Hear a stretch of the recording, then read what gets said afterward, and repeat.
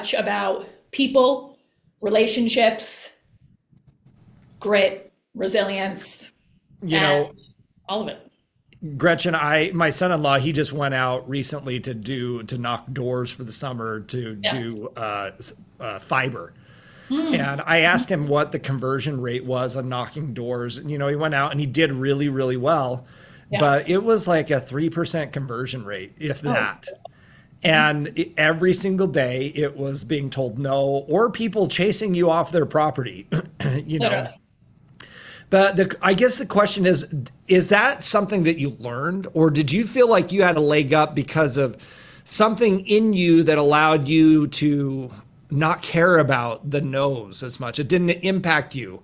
Maybe you didn't feel it as much. Like, Yeah. what was it that allowed you to get past that, or did you just like have this click that you're like, it doesn't matter. I'm just going to keep going. I have my dad always says this about me, but I have an unnecessarily high level of confidence in myself. And I have had that since I was a little girl. I used to sell like rocks out of my wagon, and I couldn't say ours, so I'd say selling my walks out of my wagon. And I would paint them with nail polish, and I would just knock on people's doors and sell them for like $5 for a rock. And I think growing up, I had like just to be transparent, like I had a really like odd relationship with my mom, and she used to say very hurtful things to me. And my dad used to say to me, you have a choice, like you're either going to let that ruin you, or you're going to have like a little bit of a chip on your shoulder and try to prove that wrong. And I think that's always in the back of my brain. But I just also have a very high level of confidence. I have a high level of optimism that I think is an intangible skill that you can't teach. You kind of experience and learn that. I think that Yeah. leadership in general is learned through experience and feedback. Yeah. But yeah, I had that in me. I've always been a competitor. I've always been a soccer player. I've always been like an athlete, just trying to compete anywhere that I can. I love a leaderboard. But I do have a very high level of confidence in me because I have always figured it out. I have had $0 to my name. I have been broke. I have been in so much debt. I have not known where my next meal is coming from as a single woman. And I have figured it out time and time and time again with I no one love that. helping me. And I think that like sometimes I look back at my past and I'm like, dang, like I don't want that for my daughter. I don't want that for my son. But like it did teach me a lot, and Yeah. I'm grateful for it now. In the moment was not, but now I look back on it and I'm like that made me who I am, and it taught me a lot of things that you cannot teach. Yeah. For sure. So I've got a couple of questions from that. One, in that sales organization, did you just attract people that you felt like had that high level of grit, or were you able to teach that, or did you create a culture where it was like, meh, like you get to know, who cares? Let's keep going. Yeah, so in corporate America, and I always like compare it back to New Skin, but when you're like, I was interviewing people and I would interview like 25 people and choose one. And they were people like me when I started right out of college. I only interviewed and hired people right out of college. And all that I didn't care about their resume. I did look like if they were athletes or something, but like I really didn't care about that. I looked for their personality and how fast they could build a relationship with me, because sales, leadership, all of that, in my opinion, is all about how you build a relationship. And if that person walked in, because I knew that those people were going to go into the lobby of Wells Fargo and try to schmooze someone to be able to get up to the floor where the CTO is sitting. If that person doesn't have those intangible skills, I can teach everything else. Like, and I think of the New Skin business the same. Like, there's not that much to teach. If you have those intangible skills, you have likability, you have resilience, you have grit, you're like, anyway, so my culture was, I mean, yeah, we were in the office every single day at 7 a.m. and we had a stand-up meeting at 7:15, and like you were sharp and you were reporting up. Like I would stand in the front of the room behind a huge white or in front of a huge whiteboard, and I would go around the room and be like, what'd you do yesterday? What'd you do yesterday? What were your results? What were your actions? What were your results? What were your actions? And it was like, it was Wolf on Wall Street. I mean, Wow. it was crazy. And it just, that was the culture. So when you came, like when I would hire people, if, if I could not picture them there, or I would hire people, I was 25 years old. I didn't really know what I was doing, but I could sense that. And if someone started and they didn't fit that, I would fire them because Wow. I truly believe that one person that does not fit a culture will be a cancer and will ruin that entire thing. And we were the newest and the best, fastest growing, largest, they called it spread, organization after 2 years in Wow. the company. So it was wild. It was So a great time. I'm here. I'm hearing a couple of things. One, obviously grit. Yeah. Two, likability. And then the way that you filtered for that is that you had basically these interviews that allowed you to understand if they had those components. And then four, if they weren't a good fit, it was like fire fast. Yeah. And so because they had to fit within the culture. Uh-huh. So let's talk a little bit about your business, New Skin business. You talked about culture and that's important, and the likability. Are you looking for these types of characteristics? Obviously, there's no interview process at New Yeah. Skin. There's Yeah. no interview process, and so it's not like we're necessarily filtering people out. Right. But when you are looking at your organization, what are some of the things that you're doing to attract those types of people? Or is there a way that, do you see those types of individuals within your organizations and work more closely with them? Yes. Give me some insights on how that translates.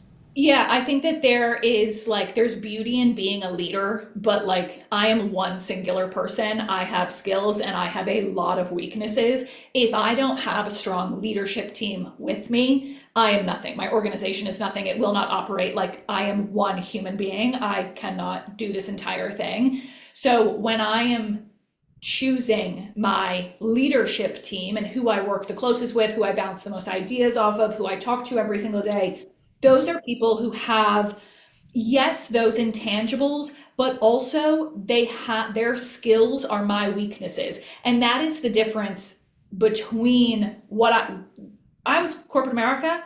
I was 5 years older than all of those people, and I had so much more experience than them. I was the textbook person. I was the person they came to. I had all the answers.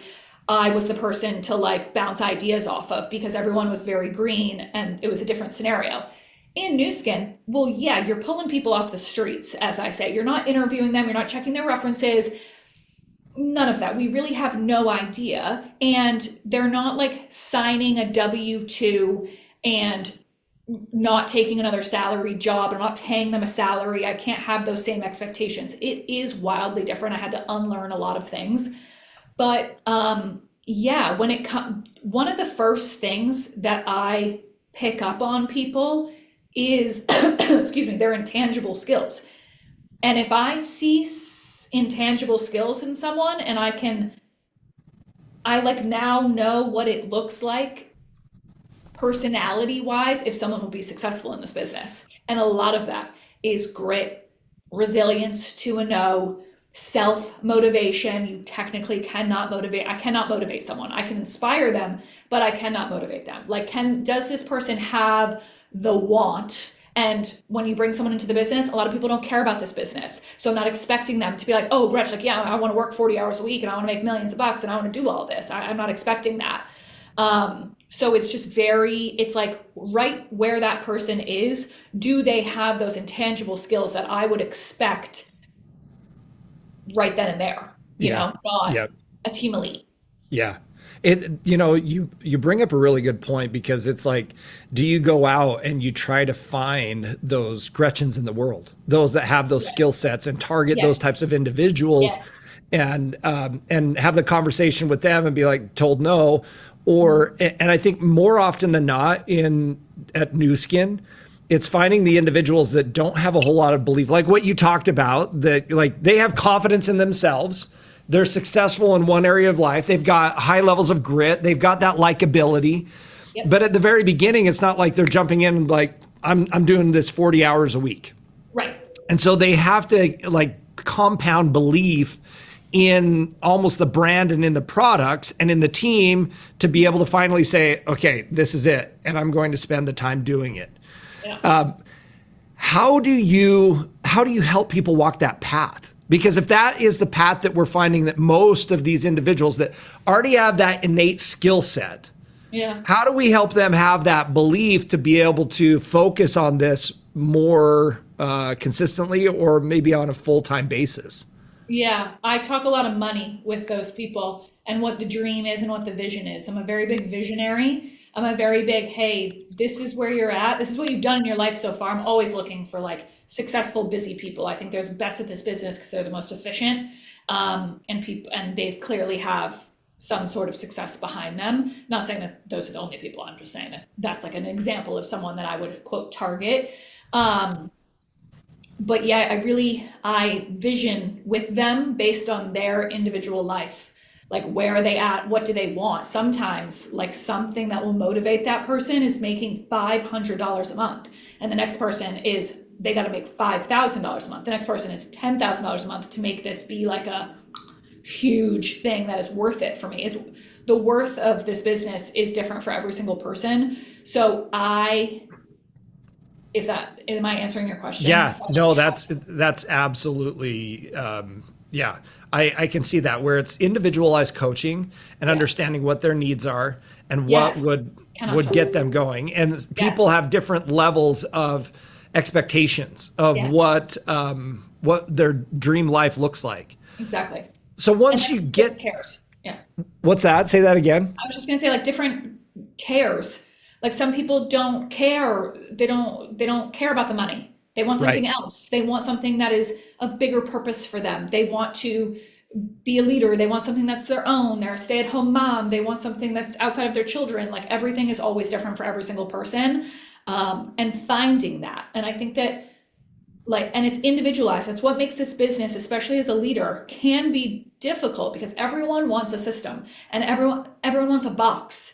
And yes, there has to be a system to some degree, but you cannot put people in a box, because you put the wrong person in the wrong box, they're done. They jump out of that box so fast. And if you do not have the emotional intelligence to speak to that person about their cares, not yours, that's being a servant leader, it has nothing to do with you. It has nothing to do with your wants. Yeah. And the score always takes care of itself. If you take care of people where and how they want to be taken care of, and that is a learned skill. Yeah, I love that. So I want to ask the audience that's on with us today, you guys, for you, did you jump in and go full time at the very beginning?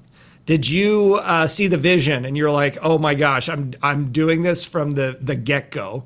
Or was it kind of, you had to, as your belief increased, your efforts increased as well? I'm curious to see from your perspective, how that transition happened. If it was immediate, I'm going, or if it was slow but steady and you got to where you are today. Tell us in the comments what that looked like. It looks like Corey said, I did, but as a leader, I've learned that is definitely not always the case. Scout Cannon says, I did. I was just so excited to see what the biz could do for me. And I love a good challenge. I saw success and caught the vision right away. This is from Mallory. Katie Les says, I signed up and immediately got scared. Watched for this from the sidelines for 4 years and then dove in head first last March and never looked back. Quit my full-time job. It looks like I was a stay-at-home mom and felt like when you got nothing to lose. And I out-team my husband. Now I out-earn my husband. Let's see. Gretel says, I did not. Took my long time to catch the vision, but then I was all in. Tom says, jumped in right away and saw the big picture. You guys, I'm reading from a screen here. Let's see. Rachel says, started doing this for fun to see what would happen, but now all in and running full force. So it looks like it's kind of a mix. Mm-hmm. It looks like there's a mix of individuals that jump in full time at the very beginning and those that are that kind of along the way get the belief and go harder, midway through. Corey says, I'm weirdly obsessed. I'm here for the long haul. That's great. You are so weird. So you guys, so Gretchen, let me ask you a question though on this, because from a leader's perspective, obviously when you find these types of individuals, you've got to spend time with them. Yes. So how do you do that? Are you marking off your calendar and saying this girl has it? Like I can see it in her. She's got the likability, she's got the grit, she's got the vision. Like, and I'm spending time with her. Do you say, okay, we're going to meet every single week? We're going to meet every single day. We're going to meet 2 times a week. Do you put it on your calendar in those coaching conversations? What do those look like? Yeah, I mean, I'm obsessed with this business because I love my team. Like it is something that if my calendar is not full, I have a Calendly, it's like an app, but and so I block off times that I'm like with my daughter, with my husband, like family time. But in those open times, it's free, not free access. I give access to people who have those intangible skills, who I want to mentor. You have intangible skills, you are gritty, you are rocking and rolling at this business, you are all in. When you bring someone into this business, I want to be there with you. If my calendar is not filled with one-on-ones, with onboarding people, with quick conversations, if my phone isn't ringing with people calling me, hey, got a quick question for you, sending me voice notes, hey, got a quick question for you, what would you do in this situation, blah, blah, blah. I feel like my business is not moving and it makes me nervous. Or to wrap that up, if my calendar is not filled, if I don't have my phone ringing, text going crazy, I hate that. So, to answer your question, Buck, yes, I have conversations with those people. I have one-on-ones. I have a phone call with them. Then I say, hey, in a month, let's check up. I want to see where you're at with this, and this. But I'm also in 952 group chats. And I'm looking at screenshots every day. And I have run groups where I cherry pick those intangible people, put them in a group, and I'm like, come here. Let me, Let's work together. I just want to work. Yeah. So when you put these groups together, these are individuals that you believe I'm guessing they're all kind of at the same level. Yep. And you're putting them in these groups so that they can work on skills, so that they can Yeah. push to be able to get there. They become accountability partners, kind of like a Yeah. mastermind to help each other grow and progress. Can you give us an example of one of those groups that you have? Sure. So one would be called, I had one, it was called like the Run to Emerald. You know Celia? Celia popped off after that group. And what it was is I opened it up and I set the expectation. I said, this is what this group will be. If you don't want to be posting daily, you don't want to be sending me a daily roll up, which I'll explain in a second. You don't want to be doing this. You don't want to be sending screenshots of your conversations. That is totally fine. This group is not for you though. And I will kick you out if you don't do it. Like I had a little bit of like, come on. And it was for those people. So I would create that group, had a bunch of people in it, and I had what's called a daily roll up.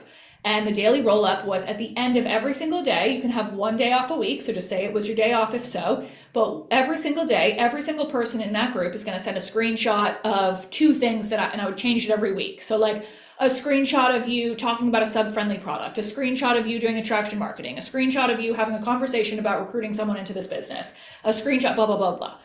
Off of that, because I told those people, I said, you want to run for Emerald? Great. This is how the top 1% works when they're building their business. And I'm going to show you what that looks like. And it was just insane, firing off all the time. And that group, you know, like on your iPhone, you can pin messages, pin groups.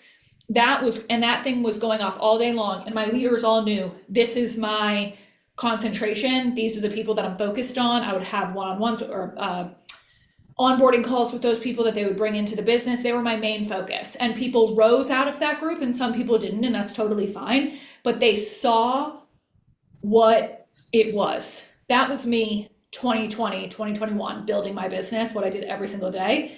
Because people ask all the time, how'd you build your business? What'd you do? This is what it is. And it was amazing because I 100% believe in iron sharpens iron.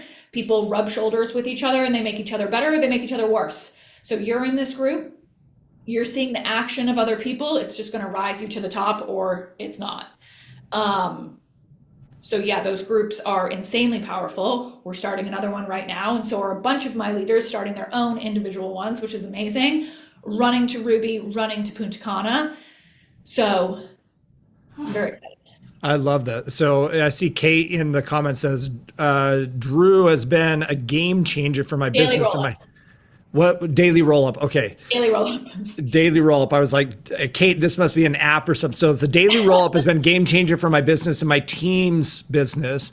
Taught us to get out of our comfort zone and be successful on our own after the chat ended. Now we can pass those things we learned onto our teams themselves. So the daily roll up, I'm from what I'm hearing is it's kind of like the accountability for your daily activities. Exactly. And, and it's truthfully, go ahead. No, go. Well, truthfully, that's where this happens. It's like this, you don't have somebody, it's no boss that's like cracking a whip on your head. Right.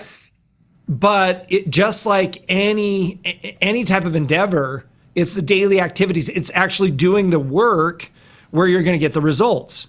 And you're going to be getting no's. You're going to be hearing people turn you down. And it's just embracing that along the way and continuing to do the daily activities that will result in the growth. Yes. People want like a dopamine hit off of planning, or I'm going to get to this, or I'm going to do this story, or I'm going to do this series on my Instagram, and I'm going to do blah, blah, blah. They get the dopamine hit from that. They need to get the dopamine hit from the action being taken. And like, so people would send screenshots. This person said, no, dude, incredible message. Push praise is what I believe in leadership. Push praise, push them to do it, praise them for the action, push them to do it, praise them for the action. And it's in those groups, you're like, oh, other people are getting no, but the message is amazing. And sometimes they would send screenshots. Hey, Gretch, what would you say in this scenario? Blah, blah, blah. I would say, this is exactly what I would say. Tweak it and make it your own. But it's people overcomplicate this business. So much of it is the little every single day, mundane, sometimes boring, sometimes actions. Wasn't it Kobe Bryant who has that video? And it's like the reporter asking him why you're at the gym at 3:30 a.m. shooting free throws every single day. You're the best basketball player in the world. I don't know basketball, and he's like, yeah, I never get tired of the basics, because the basics are what is going to build your business. And you can have all these plans and you can create this and create this and create this. At the end of the day, if you're not doing the actions and you're spending the time in your day that you can do this business on planning for it, thinking about it, wanting it, learning about it, just go do it. You learn through this business, through experience and feedback. That's it. Yeah. I love that, Gretchen. So I want to just recap some of the things that we talked about so far. So let's talk leadership. Okay. So you have these one-on-ones. So I think coaching and having those conversations with your team, specifically those individuals where you're like, they've got it. They've got the skills, they've got the grit, they are already showing that they've got the talent to be able to do this. And having those conversations with them, mentoring them, finding the next team elites. So having those type of coaching calls. Number two, creating challenges. So understanding who those individuals are, putting them in groups with masterminds, whatever you want to call it, chats, where they're with like-minded people. And there's this emphasis on daily activities, and where they're coming in and they're talking about the daily activities that they're doing that are driving the business forward, celebrating the actions, not the outcomes. Correct. Celebrating the actions. Correct. And even embracing the no's, embracing the negativity, because it's not about the results, it's about the activities. And if you can get an individual that's got that grittiness and will just every day grind on the activities, and you're doing some coaching on the language, the specifics about it, but celebrating the activities, the results will come. Yeah. So those are the three main leadership principles that I got. Oh, I would say the fourth one is you're filling up your calendar every single day with having those conversations with individuals on your team to launch them. They're bringing these individuals to you. They're setting up the appointments through Calendly, and you're helping them drive their businesses through those appointments every single day. Mm-hmm. Okay. So that's a pretty good list. You guys, did I miss anything? You guys that are listening, did I miss anything in terms of leadership and driving an organization that you feel like needs to be called out in the comments? Or I think those are the four that I got so far. Gretchen, did I miss anything? No. Okay. No. So Here's so many nuggets. Great call, guys. Here's the question that I have for you, because we've got people from all different levels that are on with us. We've got leaders.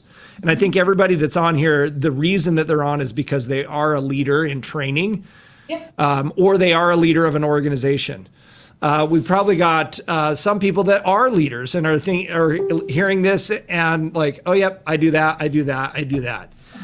What is the one piece of advice that you would give everybody on the call today? If you had any advice about sales, about organization, sales leadership, just leadership in general, building a team, building culture. When you look at your team and you say, okay, this is the one thing that I think that we do better than anyone else, what is that thing and what is the advice that you would give people? The people who will be the most successful in this business are one,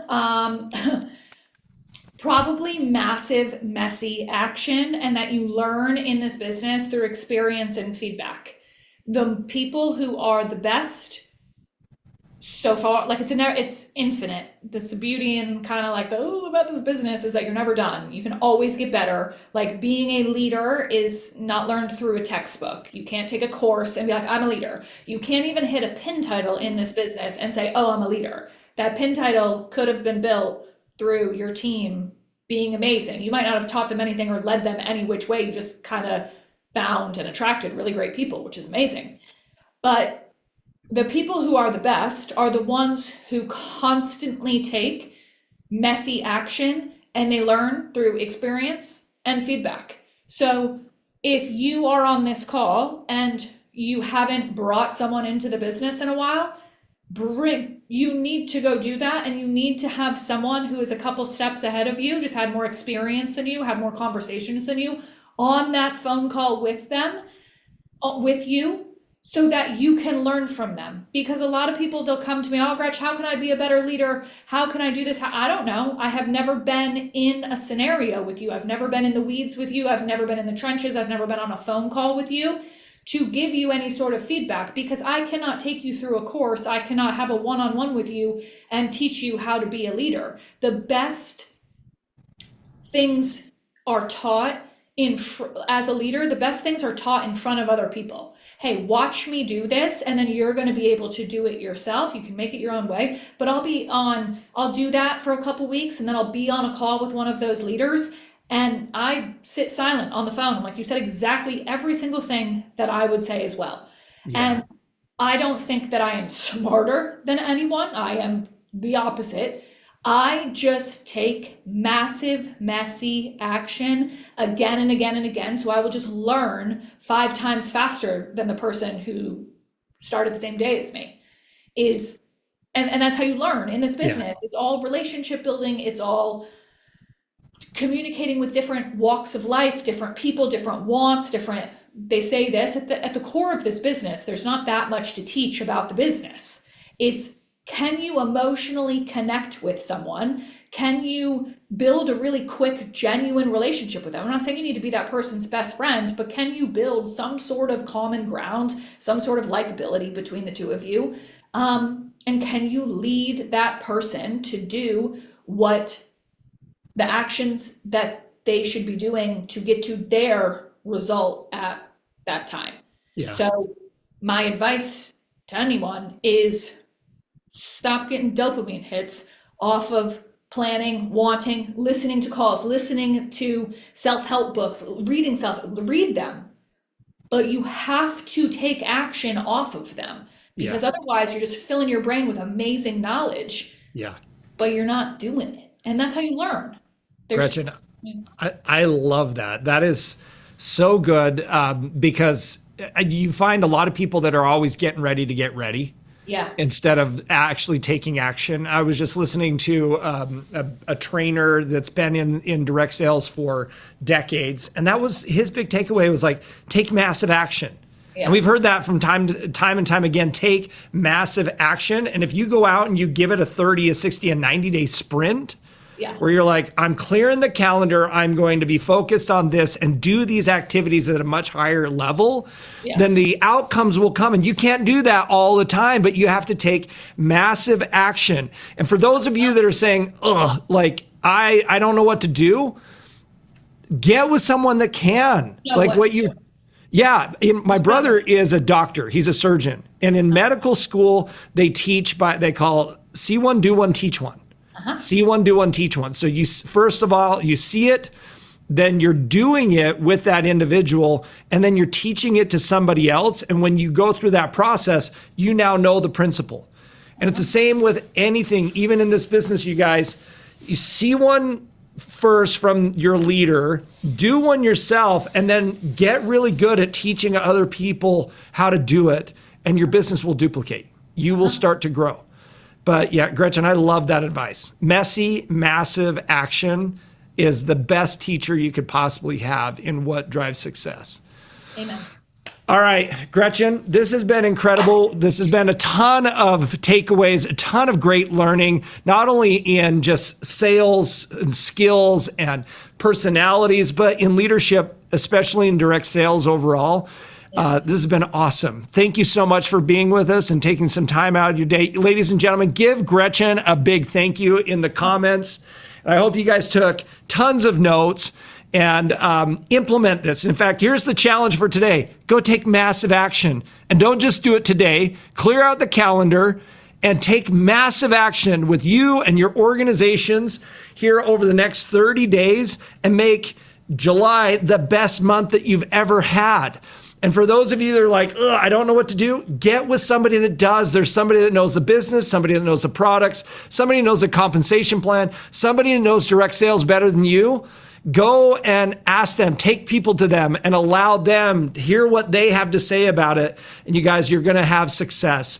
With that, Gretchen, thank you so much for being on the broadcast today. This is New Skin, ladies and gentlemen. My name is Buck McMurray. This is Gretchen Zachary, and it has been an absolute pleasure of having you. Have a great weekend. Bye-bye. Bye.